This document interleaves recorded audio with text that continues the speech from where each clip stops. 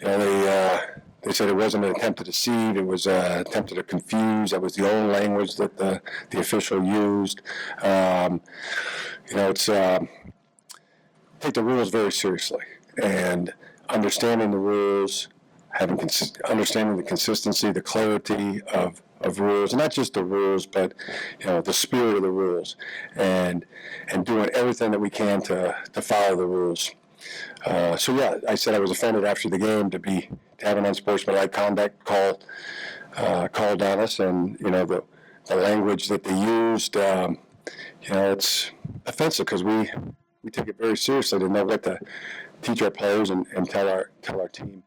No, there's no rule in the rule book that you can go back to and say that we broke.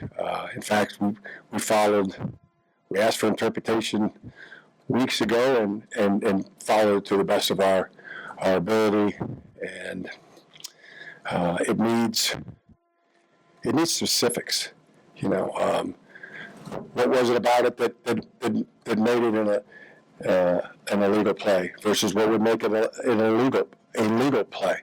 I mean, everything else in the rule book is specific, but this one seems to fall into a category that is left to judgment.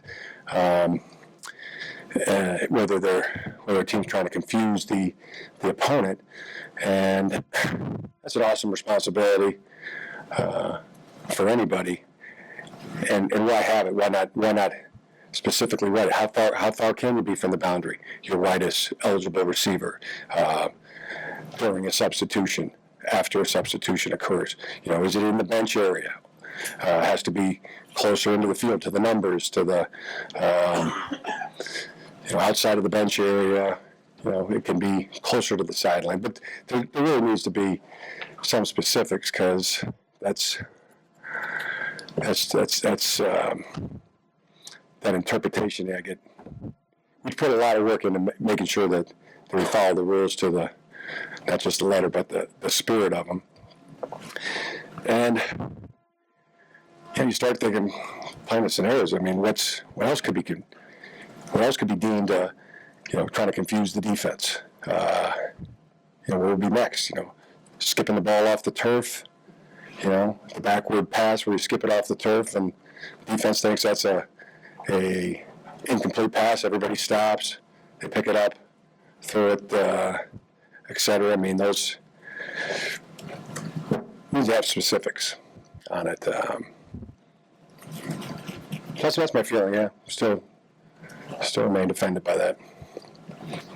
And I need some clarity and consistency on another thing I'm offended by. We've got a defenseless player covering a punt, and he gets hit in the back, in our opinion, in the back of the head, which gets called a targeting foul.